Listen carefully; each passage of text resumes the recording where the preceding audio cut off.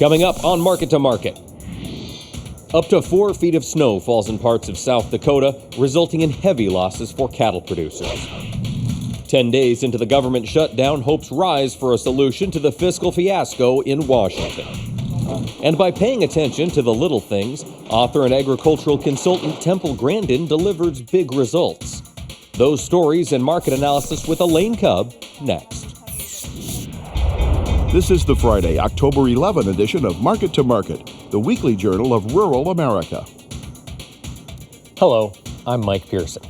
The partial government shutdown continued for an 11th day Friday, but with the potential for a more significant fiscal crisis looming on the horizon, congressional leaders and the president appeared to be getting closer to a resolution to a pair of economic quagmires. The shutdown has already had a profound impact on the markets. The Dow, for example, shed 400 points in the first 7 days of the impasse. Experts, however, say that could be a blip compared to the declines that would likely take place October 17th if policymakers fail to come to terms on raising the debt limit and Uncle Sam, for the first time in history, fails to pay at least some of his bills. But on Thursday, when hints of movement towards some kind of agreement began to emerge, the Dow rallied more than 320 points to post its largest single-day gain since 2011.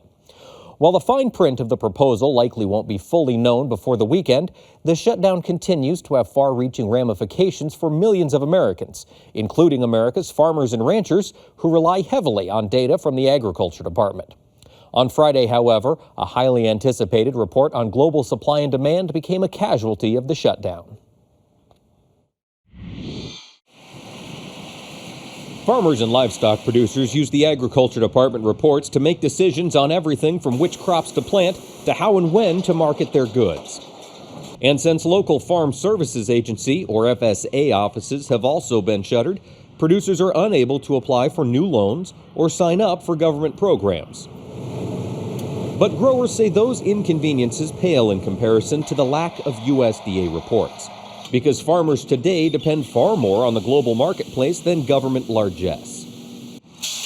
The data helps farmers react to changes in supply and demand in America and overseas. And during the shutdown, USDA isn't providing sales reports from livestock auctions that are used to help set prices on the Chicago Mercantile Exchange. And as fate would have it, the shutdown occurred on the same day as a one-year extension to the current Farm Bill expired. And American Farm Bureau officials expressed their frustration this week with the current state of affairs in Washington. We're taking some shots at ourselves in terms of how do we move the ball forward relative to getting a Farm Bill done. We had hoped we would see Farm Bill action, we would see the House-Senate conference beginning to get the new Farm Bill done, get immigration reform done for ag labor types of activities. Despite the shutdown, farm subsidies remain intact for crops currently being harvested, and because crop insurance is funded under a permanent authorization, it too is largely unaffected.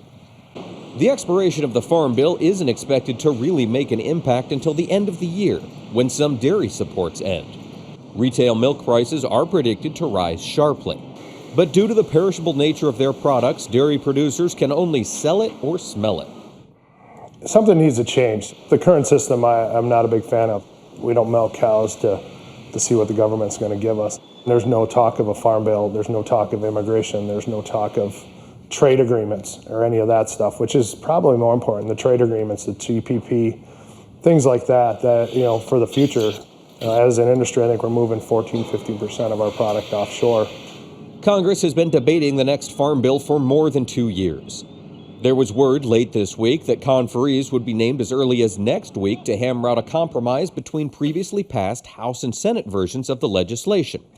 But now, with the fiscal fiasco intensifying to include a high-stakes game of poker surrounding the debt ceiling, the final Farm Bill is not likely to make its way to the president's desk anytime soon.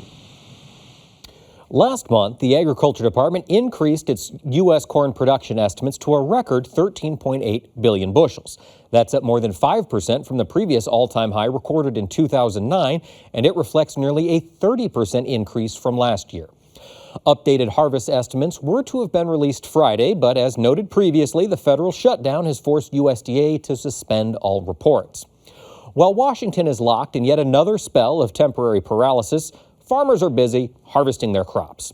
While corn-producing powerhouses like Iowa are expected to tally reduced yields this year, early reports are mostly positive, and record production is likely in some southern states and portions of the eastern Corn Belt. Weather forecasts call for a favorable harvest window in much of the Midwest through the weekend, before cooler temperatures and rainfall return next week. Whether that proves to be the case remains to be seen, but it's doubtful any place in America will experience anything close to the conditions in South Dakota late last week. A rare autumn blizzard paralyzed much of the western plains late last week. The storm dumped as much as 4 feet of snow, left thousands without power, and killed nearly 100,000 cattle.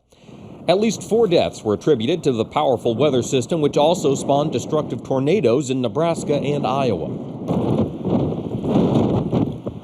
In Wall, South Dakota, the whiteout conditions lasted for several hours, leaving behind a major mess. I-90 was shut down as some portions of the road were covered by 6 to 12 feet of snow.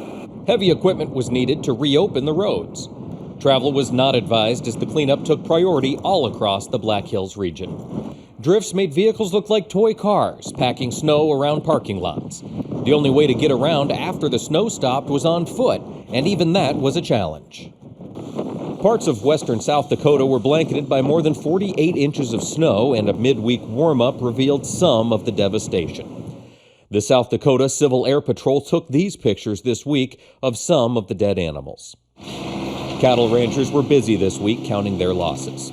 According to the South Dakota Stock Growers Association, some ranchers lost 20 to 50% of their herds, and one estimate suggested at least 5% of the state's cattle were killed.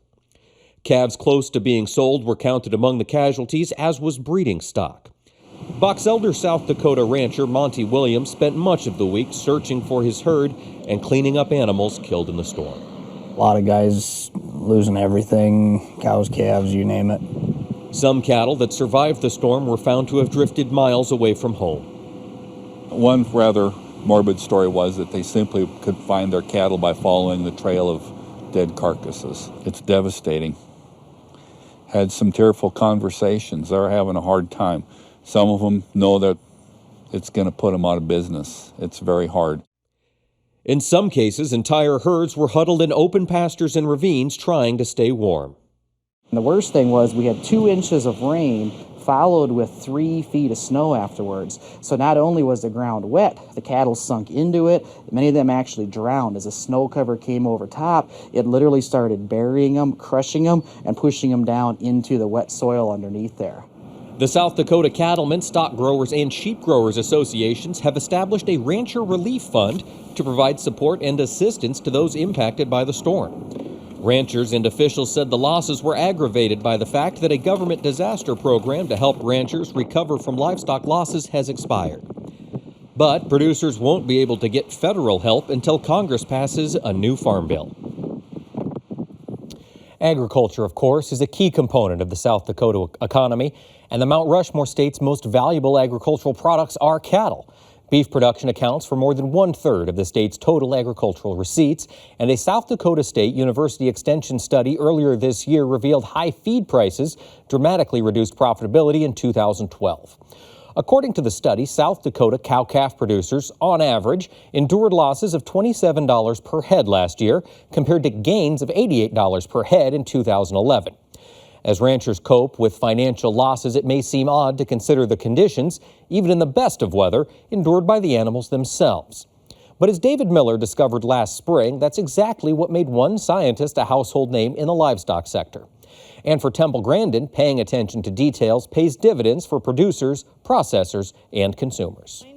Back in the 70s and 80s, when I first started, handling of cattle at the slaughter plants, and I'm not going to call them harvest facilities, that's PRBS. I'm just not going to call them that. Just BS. And when I went to Hollywood, I used the slaughter word, and it was just fine. And they were very curious about what was going on.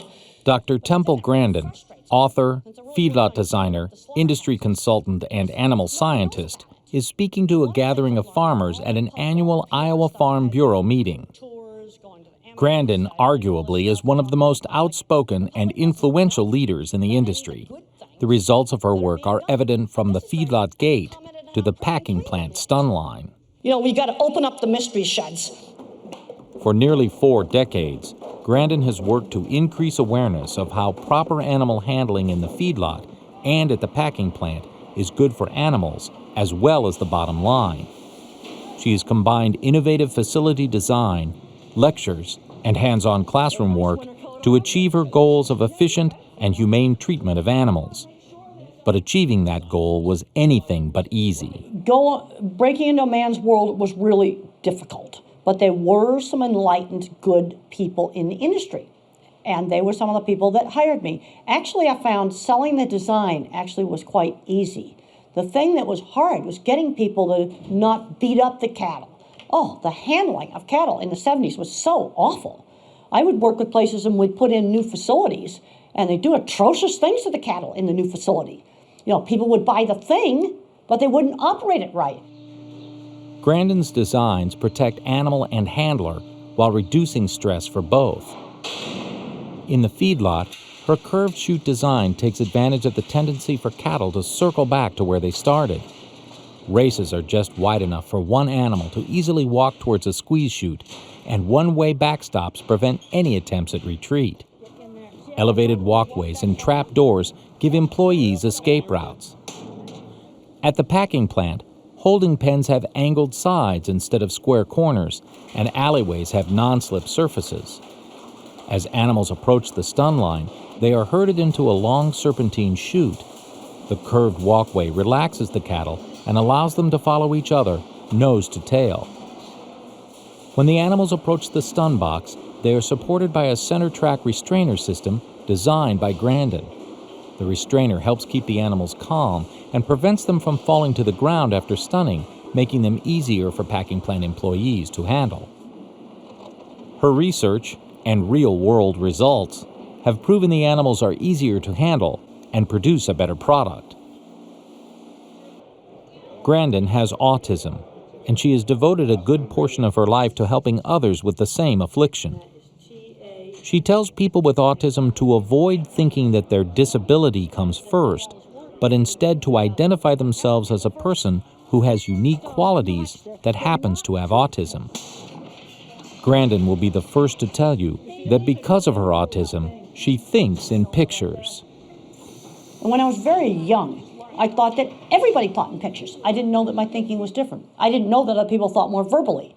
So the very first work I did with cattle was to get down into the chutes to see all the stuff that the cattle were seeing, like shadows, reflections on puddles, a coat on a fence, a vehicle parked next to the fence. And I noticed that these things would make the cattle balk.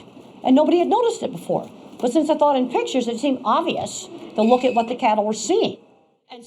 Her direct, off-the-cuff style has earned accolades from a wide range of groups who rarely agree on anything. They range from the American Meat Institute to PETA. Grandin believes the veil needs to come off the meat industry, and she is adamantly opposed to ag-gag laws that make it a crime to shoot undercover video at packing plants or on farms. I think that ag-gag bills are the stupidest thing that ag ever did. Because when that hit the editorial page of the New York Times, and I was in New York the time that happened, that just looked like cover up, cover up, cover up. You know, when you get bashed, you need to be opening the door, not shutting it. Bill Kauser owns the 5,200-head Kauser Cattle Company located near Nevada, Iowa. The design of his feedlot was inspired by a lecture Grandin gave almost 25 years ago. Recently, Kauser built a handling facility based on Grandin's design. He considers the $500,000 investment well worth the money. I've seen a dramatic change in my employees, especially my feedlot manager. It used to be when we would get multiple loads of cattle in, you kind of tried to put it off a little bit. It wasn't something that you looked forward to. Today, it's nothing to come in here and process them. And they also know that they're no longer standing in harm's way. In December of 2012, Kauser got to meet with Grandin and express his gratitude. You know, it was such an experience, a thrill and an honor to sit this close to a woman that has meant so much to all of us in this industry, livestock industry. And when she says something, I mean, you're just writing it down in your brain as you go, because it's almost gospel. when you're listening to her because you believe what she says. Grandin's work goes beyond being a spokesperson for low-stress animal handling. Since 1990, she has been a professor of animal science at Colorado State University in Fort Collins, Colorado. For more than 2 decades, she has taught a short course on feedlot design, animal handling, and general problem solving. Many among this next generation of ranchers, feedlot owners, and veterinarians travel long distances just to learn from Grandin. Pleased to no longer be a lone crusader, Grandin believes there are several reasons why it is easier for her to get the average person to listen to her message. And I think some of this is, big customers demanding it. Because I've had a saying I've had for a long time, heat softens steel. And then reformers like me can bend it into pretty grill work. And the thing is, I want to bend it into pretty grill work, not just have a mess. We've got to do practical things that are going to work. Next, the market-to-market report. Wheat futures contracts continued their upward trend this week, while the corn prices were pressured by reports that the EPA is considering cuts in renewable fuel blending mandates. For the week, December wheat gained 5 cents, while the nearby corn contract moved 10 cents lower. The sell-off in soybeans that began with last week's quarterly stocks report continued, and the November contract settled Friday with a weekly loss of 28 cents. Nearby meal prices followed suit, giving up $15 per ton. In the softs, cotton's recent rally ran out of steam this week as the December contract declined by $3.81 per hundredweight. In the dairy market, November Class 3 milk gained 24 cents, while the December contract moved 38 cents higher. Over in livestock, December cattle gained a nickel, nearby feeders advanced by more than $3, and the December lean hog contract posted a weekly loss of $1.12. In the financials, the euro gained 1 basis point against the dollar. Crude oil lost $1.82 per barrel. COMEX gold declined by nearly $50 per ounce, and the Goldman Sachs Commodity Index gained just over 1 point to settle at 638.20. Here now to lend us her insight on these and other trends is one of our regular market analysts, Elaine Kub. Elaine, welcome back. Thanks for having me. It has been a busy week with the shutdown. Yeah. One of the things we are seeing in the markets is wheat has continued to climb. The spread between wheat and corn is still growing. What's going on in the wheat market? Well, wheat has a bullish demand story going into 2014, but what really sparked this rally over the past month, that's gone up about 75 cents in Chicago, a little less in Minneapolis, a little more in Kansas City. What sparked it was really the freeze down in South America, and in fact, the Brazilian Statistics Service, which is still releasing reports, bless them, they did cut their production estimates for their wheat. But I think we might be running into resistance here. That Chicago contract that I mentioned was not able to make it into $7. It got to $6.99 3/4, and it's sort of running out of steam, particularly with the dollar stabilizing and some of the export partners bulking at this price level now. We might be seeing that rally start to level off. Now, the only thing that might be on the horizon, there is a very powerful cyclone moving into India. Is that something the trade's going to be watching throughout the week? Would that be a market mover potentially? It sure could, particularly because wheat's fortunes really live or die with the export situation. So absolutely, Australia is going to start their harvest here soon, so they might be able to take in some of that Indian business if India does struggle here. But absolutely, we need to be paying attention to the foreign demand and the foreign supplies that are going to be competing with our American-priced wheat. So, advice on wheat? Take advantage of these prices, maybe? Well, I would be a very limited seller if I was going to sell here because, yeah, the trend still is higher, and there may be some of these stories, like you mentioned, the cyclone that may, juice things up a little bit more. The trend has not ended yet, but I would be watching for that. Okay. Well, let's take a look at corn. The big news late this week, in the absence of any USDA and other government reports, was the leaked EPA document that purported to show that EPA was considering cutting the corn ethanol, the RFS, basically, for the remainder of this year into 2014. Talk to us a little bit about how the market's treating something like that can't be confirmed. It really didn't overreact. I mean, corn didn't go down 20 cents today. It didn't go down 40 cents today. It was a pretty measured response to that rumor, and it's unconfirmed. That's not an official number yet that they're going to, rather than raising their ethanol mandate, they might cut it to 13 billion gallons in 2014. So the market did respond lower, which, again, like you mentioned, is seasonal. You would expect the natural direction for corn to be moving this time of year is lower anyway because of harvest pressure. But it did, just keep on driving that trend down. The low, I think, in the December corn contract this week was 432.5. So we're really getting into some prices that are uncomfortable for farmers as far as their break-even costs. Now, as we look to the futures, farmers are out there in the combine, knowing that this EPA thing might be a player down the road, knowing that we did hurt a lot of demand with last year's high prices. How do you handle corn off the combine at 433, 435? Well, yeah, I personally don't like selling at these prices just because, these are not great prices and because I don't foresee a lot of bearish things down the line. You have this harvest pressure now, but once we get past harvest, obviously ethanol producers are able to make money. They're making great money, producing ethanol with corn at these price levels. And livestock feeders are doing better with grain at these price levels. And the DDG markets, if we produce less ethanol, then there will be fewer DDGs. So I think that the pressure we're seeing now may just be seasonal. And once you get past that, the market may be able to recover. And that's a risky statement. But I mean, that's what I'm here to do, I guess, is to make a prediction about the markets. And if you're worried about the risk, then obviously, you could be selling into the spring markets. Now, as you look forward, as you're making your risky statement, do you have any levels that producers should consider selling at? Anything, numbers that jump out at you? Not particularly. 475 looked like a level that we were able to maintain, and everybody seemed to be getting by there. If we could see that again, the corn market, I don't think, obviously with the yields that we're seeing, the production levels that we're at, regardless of what the USDA says or doesn't say on days like today, the production level is pretty ample or pretty sufficient. So yeah, I'm not looking for a major rally in corn anytime soon in the next 6 months. But potentially a little bit of an increase over the harvest pressured prices. Right. Well, let's take a look at soybeans. We have seen just about a 50-cent decline week over week in beans. Is that going to continue? No, I think beans is probably in a consolidation pattern. What's happening in beans that's interesting is they have actually a lot more volume of activity. And the CFTC is also closed down, so we don't know and we won't ever be able to confirm exactly who's doing what. So some of it is just the usual harvest pressure of merchandisers hedging what they're going to buy over this 3-day weekend. And some of it is also probably speculators that are actually participating in soybeans and finding momentum from day to day in that market. So soybeans are in a little more interesting situation, and they've also got the situation that is starting to get dry in Brazil. So there are some things that could make soybeans rally here again, but we probably have seen the highs. Probably have seen the highs. So advice to producers as you're out there in the fields? Yeah, particularly if someone is in a position that they need cash, and some farmers are not, but some are, they're going to need some cash here before the end of the year. Beans is pretty clearly the crop to sell rather than corn. Okay. All right. Now, as we're watching this harvest pressure continue, how low could prices get, knowing what we know about harvest yield so far?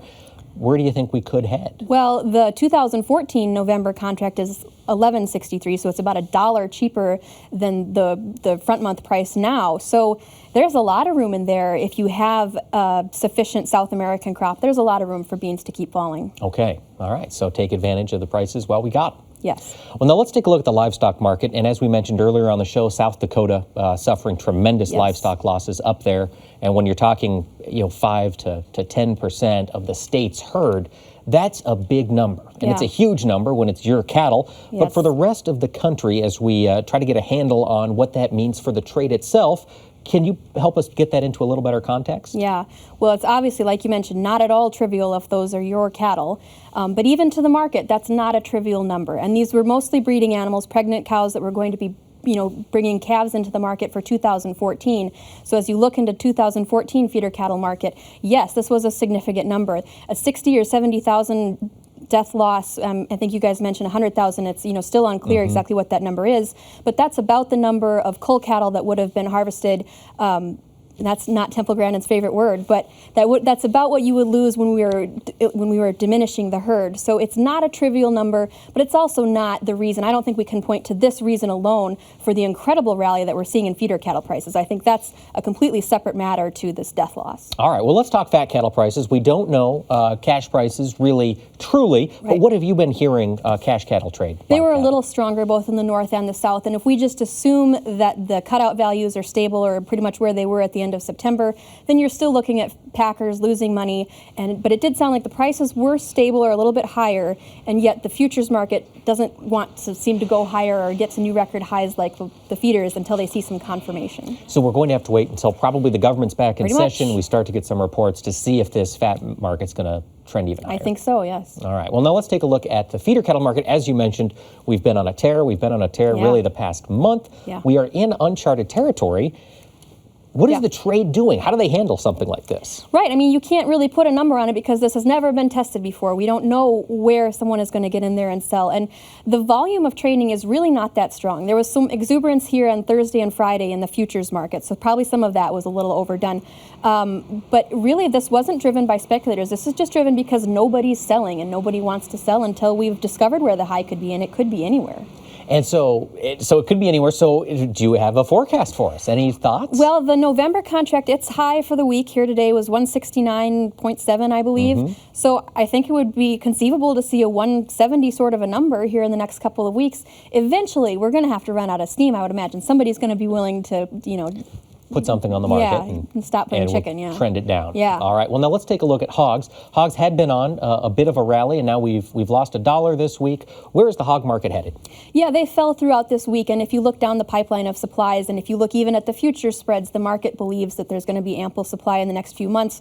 So again, even though we don't have confirmation about retail values or anything like that, it would suggest that the market's probably going to be stable or perhaps even lower. This $84 level is probably about where it's going to be looking. Now, this is a market that is hit especially hard with the uncertainty created by the USDA's closure. We know there's a lot of hogs out there. We also know slaughter numbers have been down. The market was looking for these reports. We're just going to continue sliding until we can have some certainty, do you think? Yeah, I think so. I mean, an efficient market will trade the information, whether the information comes from the government or whether the information comes from the market itself. So I think that the folks who are really involved in hog futures probably know where the slaughter numbers were this week, and they probably know that they were fairly stable or about where they expected them to be, because we have not seen any major collapse in these prices. They're pretty sideways. But you're right. I mean, it absolutely would be helpful to have some confirmation of what's really going on. Sort of wringing the speculators out of the market. Yeah. All right. Well, thank you so much, Elaine. Thanks, Mike. For taking the time to be with us today. That wraps up this edition of Market to Market. But Elaine and I will continue our discussion and answer some of your questions in our Market Plus segment on our website. You'll also find audio podcasts and streaming video of our program, as well as links to our Twitter feed and Facebook account exclusively at the Market to Market website. And be sure to join us next week when we'll meet the latest winners of the World Food Prize. Until then, thanks for watching. I'm Mike Pearson.